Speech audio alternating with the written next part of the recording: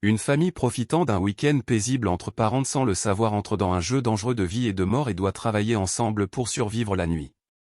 Un soir, une personne portant des gants noirs filma la façade de l'hôtel dépeint de l'extérieur. Pendant ce temps, à l'intérieur, la propriétaire Linda passe l'aspirateur dans le couloir, mais s'arrête en entendant un bruit. Lorsqu'elle ne peut pas rallumer l'appareil, elle vérifie la prise et voit le cordon coupé.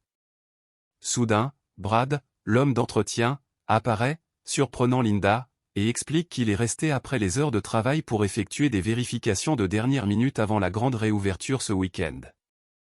Voyant le cordon, il pensa qu'il pourrait y avoir une infestation de rats. Linda dit qu'elle vérifiera le sous-sol, mais Brad lui conseille de ne pas le faire et promet de placer quelques pièges avant de partir pour la nuit. Après son départ, une personne en manteau noir pousse Linda sur une table en verre et la traîne loin. Ailleurs, Roy Kinnan regarde sombrement d'anciennes vidéos de ses enfants. Soudain, la caméra s'arrête, alors il essuie ses larmes et appelle son fils, qui ne répond pas. Il entre dans la chambre, gênant son fils Kevin qui dit être en plein direct de jeu. Roy s'excuse et promet de respecter le panneau sur la porte la prochaine fois, puis lui demande son aide pour réparer la caméra. Au salon, Kevin dit qu'il ne peut pas réparer l'appareil, mais peut-être numériser les cassettes pour sauver les images. Ensuite, la sonnette retentit, et Roy voit sa fille Taylor avec 2 policiers. Les agents expliquent qu'elle a été surprise à voler de l'alcool et que Roy semble lassé de ses problèmes répétés. Heureusement, les propriétaires ne porteront pas plainte, mais les agents avertissent qu'elle pourrait ne pas avoir de chance la prochaine fois. En entendant son mari et sa fille se disputer, Hélène apparaît et ordonne à Taylor de monter dans sa chambre. Dans la cuisine, le couple exprime sa déception quant à l'attitude rebelle de Taylor, se souvenant qu'elle n'a pas toujours été comme ça. Ils reconnaissent ne pas être les premiers parents à faire face à un enfant désobéissant et conviennent que la famille doit juste traverser cette période tumultueuse. Hélène propose donc un week-end à l'hôtel des Pins, et Roy trouve que c'est une excellente idée. Pendant ce temps, au sous-sol, une personne portant un masque de médecin de peste tue Linda attachée avec une perceuse. Ce week-end-là, la famille Kinnan arrive à l'hôtel, et en entrant, Taylor remarque 2 hommes se dirigeant vers le bar. À la réception, Monsieur Lockwood offre aux nouveaux mariés, Monsieur et Madame Welsh, la suite de lune de miel. Pendant que la famille attend son tour, Taylor se faufile au bar où elle entend les 2 hommes parler de son groupe préféré, First to Eleven. Elle dit à Théo et Louis qu'elle a des billets pour le concert mais ne peut pas à l'écart ses parents l'ont traînée à l'hôtel pour le week-end. Théo lui offre un verre, ce qui la ravit. Parallèlement, Roy tente de payer, mais Lockwood indique que leur système de crédit est en panne en raison des travaux. Kevin demande s'il n'y a pas non plus de Wi-Fi, ce que l'homme confirme en ajoutant que leur établissement est fait pour passer du temps avec ceux qu'on aime car on ne sait jamais combien ce temps peut être limité, et les parents apprécient ses paroles. Au bar, Louis exaspéré observe son ami flirter avec la jeune fille en prise de selfies. Lorsqu'elle reçoit un appel de sa mère, Taylor l'ignore d'abord puis promet de revenir plus tard. En sortant, elle croise Hélène, qui dit vouloir prendre un verre. Lorsque Mark apporte le verre de bière inachevé de Taylor et l'appelle Nicole, sa mère réalise qu'elle a utilisé son faux permis de conduire. La femme lui dit qu'elle ne veut pas l'empêcher de s'amuser mais veut juste qu'elle fasse attention. Pendant ce temps, sur le parking, une femme de chambre se dirige vers sa voiture après son service et aperçoit de loin un homme masqué plaçant un nœud dans un arbre. Soudain, l'homme commence à courir vers elle, mais lorsqu'elle essaie d'ouvrir la voiture, elle réalise qu'elle est verrouillée. Quelques secondes plus tard, l'acolyte de l'homme masqué frappe la porte de l'intérieur, la faisant tomber. Alors que le tourmenteur s'approche, la femme pousse un cri de terreur. Dans le hall, le vieux concierge Oswald voit l'inconnu Lockwood et lui demande où est Linda. L'homme explique que la propriétaire l'a embauché pour gérer l'hôtel avec tous les changements récents. Pendant ce temps, Roy et Kevin observèrent Brad installer une caméra de sécurité et lorsqu'il lui demande comment cela fonctionnera, Brad explique qu'ils ont du Wi-Fi, mais pas pour les clients. Soudain, Howard, un client ivre, fait tomber l'échelle et endommage l'appareil. Dans une salle voisine, Lockwood assomme Oswald avec un extincteur. Finalement, la famille Kinnan entre dans leur chambre et Taylor se plaint de partager un lit avec son frère. Voyant Kevin avec sa tablette, Roy lui rappelle qu'il ne peut pas jouer ce week-end. La fille exaspérée indique que son téléphone n'a pas de réseau, et Hélène lui rappelle qu'elle s'amusait beaucoup dans ce complexe dans le passé, notamment lorsqu'un été Linda l'avait emmené sur le toit pour regarder les étoiles. Le père révèle ensuite qu'ils vont demain au parc d'attractions proche, Univers Ultime, pour la plus grande joie de son fils. Pendant ce temps, Brad surprend Lockwood et Bobby tentant de transporter le corps inconscient du concierge au sous-sol. Lorsqu'on lui demande de l'aide, l'homme d'entretien répond qu'il ne participe pas aux parties macabres de l'opération sinistre. Puis, Lockwood remarque la caméra dans sa main et Brad explique qu'elle ne fonctionne pas bien, mais ce n'est pas grave car il a couvert partout ailleurs. Après que Bobby et Brad aient rempli leurs tâches et quitté l'hôtel, Lockwood ferme toutes les portes. Dans la salle d'arcade, Mark termine de réparer une machine et la teste. Quelques secondes plus tard, il aperçoit le joueur masqué à l'entrée et lui dit que la salle est fermée pour la nuit. Après que l'étranger mystérieux s'éloigne, le joueur 4 apparaît soudainement derrière le barman et lui cogne la tête contre la machine, puis lui arrache le nez avec une pince avant de le battre à mort avec un marteau. En même temps, Taylor regarde les photos sur son téléphone, et voyant sa famille profondément endormie, elle décide de sortir en cachette. Elle frappe bientôt à la chambre 207 et le Français la laisse entrer. Lorsqu'elle voit Louis allumer un joint, elle lui dit que c'est une mauvaise idée car la plupart des chambres d'hôtel aux États-Unis ont des détecteurs de fumée. Taylor propose ensuite d'aller sur le toit pour fumer, et il laisse leur ami seul dans la chambre. Quelques minutes plus tard, Hélène se réveille en raison de la musique et du bruit de la chambre adjacente, réveillant son mari et lui demandant d'expliquer la situation aux voisins. Roy frappe à la porte et les amis ivres, Sébastien, Sarah et Michel, s'excusent pour le dérangement. Dans la suite nuptiale, Monsieur et Madame Welch profitent du bain à remous, mais la femme terrifiée aperçoit le joueur 3 près du lit et crie. Lorsque son mari lui ordonne de sortir, le joueur 2 lui frappe la tête avec une bouteille de champagne et le noyer. Alors que l'autre femme la retient, Madame Welch voit horrifiée son époux mourir. Elle parvient à s'échapper, mais le joueur 2 lui plante le tire-bouchon dans la cheville. En tentant de fuir, elle est traînée par l'homme masqué de retour dans la chambre. Après avoir réalisé que Taylor n'est plus là, Roy et Kevin sortent la chercher. Sur le toit, Théo et l'adolescente partagent un joint et un baiser. Dans le hall, le père et le fils trouvent le comptoir d'accueil vide et quand ils essaient d'ouvrir la porte, ils se rendent compte qu'elle est verrouillée. À leur insu, le joueur 1 se tient à quelques mètres derrière eux. Plus tard, Hélène entend frapper à la porte mais ne voit personne par le Judas. Soudain, le joueur 1 apparaît, effrayant la femme qui menace d'appeler la réception. Quelques instants plus tard, elle entend un bip de carte et pense que Roy et Kevin sont revenus, mais ne voit que la porte ouverte. Pendant ce temps, le père et le fils parlent à une autre cliente, Amy, qui dit ne pas avoir vu l'adolescente. En entendant la conversation, David mentionne que les Français sont dans la chambre voisine car il n'a pas pu dormir à cause du bruit. Bien que l'homme n'ait pas vu Taylor, il en déduit qu'elle est encore dans le bâtiment puisque toutes les sorties sont fermées. Dans la chambre, Hélène lit son livre, mais le joueur surgit derrière le fauteuil et l'attaque. La femme saisit un stylo sur la table et lui plante dans le visage, puis jette des verres pour éloigner l'intrus.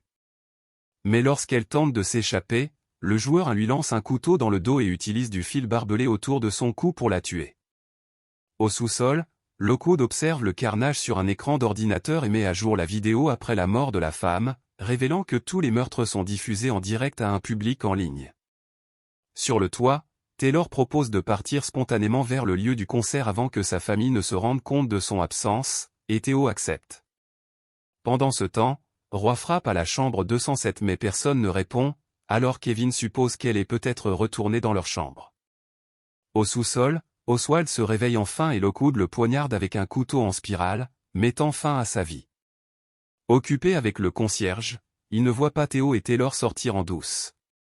Bientôt, Roy trouve sa femme sans vie dans la chambre et pleure de désespoir. Il tente d'appeler la police, mais l'appel n'aboutit pas en raison du manque de réseau. Dans le couloir, il confie la tablette à son fils et lui dit qu'ils doivent trouver Taylor. Voyant l'état de détresse de l'homme, David révèle qu'il est un policier retraité. Roy lui montre le corps d'Hélène, et David suggère d'aller dans sa chambre.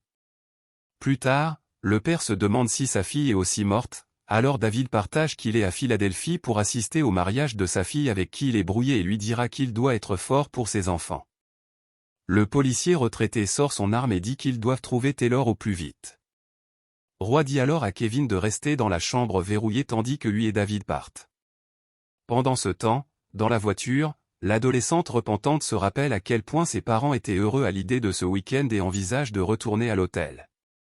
Près de la piscine, le policier mentionne une affaire similaire où les résidents d'un immeuble ont été enfermés et massacrés un à un pour une sorte de compétition. Soudain, Howard surgit en se plaignant des portes fermées. Puis sa femme Donna arrive pour le réprimander pour son état embarrassant. Quelques secondes plus tard, ils entendent la voix de Lockwood à l'interphone leur expliquant qu'ils ont tous signé sans le savoir pour un jeu. En raison du bruit, les autres clients John et Amy sortent de leur chambre. Ensuite, le maître du jeu sadique éteint toutes les lumières, et lorsqu'elles se rallument, les clients voient les corps mutilés de Donna et Howard. Tandis que le joueur 1 traîne Amy par les cheveux et que le joueur 4 écrase la tête de John à main nue, Roy et David se cachent derrière le bar près de la piscine. Ensuite, le père révèle qu'ils vont au parc d'attractions voisin, Ultimate Universe, demain, au grand plaisir de son fils. Pendant ce temps, Brad surprend Lockwood et Bobby en train de trouver un moyen de transporter le corps inconscient du concierge au sous-sol. Lorsqu'on lui demande de l'aide, l'homme d'entretien dit qu'il ne participe pas aux parties sordides de l'opération. Puis, Lockwood voit la caméra dans sa main, alors Brad explique qu'elle est défectueuse, mais que ce n'est pas grave car il a couvert tout le reste. Après que Bobby et Brad ont rempli leurs devoirs et quitté l'hôtel, Lockwood verrouille toutes les portes. Dans la salle de jeu, Mark finit de réparer une machine et la teste. Quelques secondes plus tard, il voit le mystérieux joueur masqué près de la porte et lui dit que la salle est fermée pour la nuit. Après que l'inconnu s'éloigne, joueur 4 apparaît soudainement derrière le barman et lui écrase la tête contre la machine. Ensuite, l'assaillant utilise une pince pour lui couper le nez, avant de l'assommer à mort avec un marteau. En même temps, Taylor regarde les photos sur son téléphone et, après avoir vu sa famille profondément endormie, elle décide de sortir en cachette. Bientôt, elle frappe à la porte de la chambre 207 et le Français lui ouvre. Lorsqu'elle voit Louis allumer un joint, elle lui dit que c'est une mauvaise idée car la plupart des chambres d'hôtel aux États-Unis ont des détecteurs de fumée. Taylor suggère alors d'aller fumer sur le toit, et il laisse leur ami seul dans la chambre. Quelques minutes plus tard, Hélène se réveille à cause de la musique et du bruit provenant de la chambre voisine. Elle réveille donc son mari et lui demande d'aller demander à leurs voisins de faire moins de bruit. Roy frappe à la porte et explique la situation, et les amis éméchés, Sébastien, Sarah et Michel, s'excusent pour le dérangement. Dans la suite nuptiale, M et Madame Welch passent un moment dans le jacuzzi. Soudain, la femme terrifiée aperçoit le joueur 3 près du lit et crie. Lorsque son mari ordonne à l'intrus de sortir, joueur 2 lui frappe la tête avec une bouteille de champagne et le noie dans l'eau. Pendant que la tueuse la retient, Madame Welch regarde avec horreur son mari périr. Elle parvient ensuite à s'échapper des attaquants, mais le joueur 2 lui plante un tire-bouchon dans la cheville. Alors qu'elle tente de fuir, l'homme masqué la ramène dans la chambre. Après avoir réalisé que Taylor est parti, Roy et Kevin sortent pour la chercher. Sur le toit, Théo et l'adolescente fument un joint et s'embrassent. Dans le hall, le père et le fils constatent qu'il n'y a personne à la réception, et lorsqu'ils essaient d'ouvrir la porte, ils se rendent compte qu'elle est verrouillée. À leur insu, le joueur 1 se tient à quelques mètres derrière eux. Plus tard, Hélène entend quelqu'un frapper à la porte mais ne voit personne à travers le judas. Soudain, le joueur 1 surgit, surprenant la femme, et elle menace d'appeler la réception pour signaler la blague. Quelques instants plus tard, elle entend le bip de la carte clé et pense que Roy et Kevin sont revenus, mais elle ne voit que la porte ouverte. En parallèle, le père et le fils parlent à une autre cliente, Amy, mais elle dit ne pas avoir vu l'adolescente. En entendant la conversation, David explique que les Français sont dans la chambre voisine car il n'a pas pu dormir à cause du bruit qu'il faisait. Bien qu'il n'ait pas vu Taylor, il en déduit qu'elle est probablement encore dans le bâtiment car toutes les sorties sont verrouillées.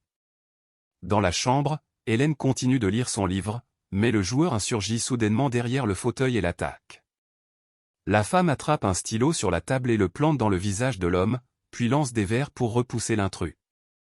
Cependant, lorsqu'Hélène tente de fuir, le joueur 1 lui lance un couteau dans le dos et utilise un fil barbelé autour de son cou pour mettre fin à sa vie. Dans le sous-sol, Lockwood observe le carnage sur un écran d'ordinateur et met à jour le flux après la mort de la femme, révélant que tous les meurtres sont diffusés en direct à un public en ligne. Sur le toit, Taylor propose qu'ils aillent spontanément au concert maintenant avant que sa famille ne réalise son absence, et Theo accepte. Pendant ce temps, Roy frappe à la porte de la chambre 207, mais personne ne répond, alors Kevin dit que peut-être elle est retournée dans leur chambre. Dans le sous-sol, Oswald se réveille enfin, et l'impitoyable Lockwood le poignarde avec un couteau en spirale, mettant fin à sa vie. Parce qu'il est occupé avec le concierge, il ne voit pas Theo et Taylor sortir en cachette. Peu de temps après, Roy découvre le corps sans vie de sa femme dans la chambre et pleure de douleur. Il essaie d'appeler la police, mais cela ne fonctionne pas en raison du manque de services téléphoniques. Dans le couloir, il remet la tablette à son fils et dit qu'ils doivent retrouver Taylor. Voyant l'état désespéré de l'homme, David révèle qu'il est un ancien policier. Roy lui montre alors le corps d'Hélène, et il lui suggère de se rendre dans sa chambre. Plus tard, le père se demande si sa fille est également morte, alors David lui explique qu'il est venu à Philadelphie pour assister au mariage de sa fille avec qui il est en froid, et il conseille à l'homme d'être fort pour ses enfants. L'ancien flic sort son arme et dit qu'ils doivent retrouver Taylor dès que possible. Roy dit donc à Kevin de rester dans la chambre verrouillée pendant que lui et David partent. Pendant ce temps, dans la voiture, l'adolescente repentante se rappelle à quel point ses parents étaient enthousiastes à propos du week-end et envisage de retourner à l'hôtel. Près de la piscine, l'ancien officier de police mentionne une affaire similaire où les résidents d'un immeuble ont été enfermés et massacrés un par un pour une sorte de compétition. Soudain, Howard apparaît et se met à râler ivre sur les portes verrouillées. Sa femme, Donna, arrive ensuite pour le réprimander de son état embarrassant. Quelques secondes plus tard, ils entendent la voix de Lockwood sur le système de sonorisation expliquant qu'ils ont tous involontairement signé pour un jeu. À cause du bruit, les autres clients John et Amy sortent de leur chambre. Puis, le maître du jeu sadique éteint toutes les lumières, et lorsqu'elles se rallument, les invités voient les corps mutilés de Donna et Howard.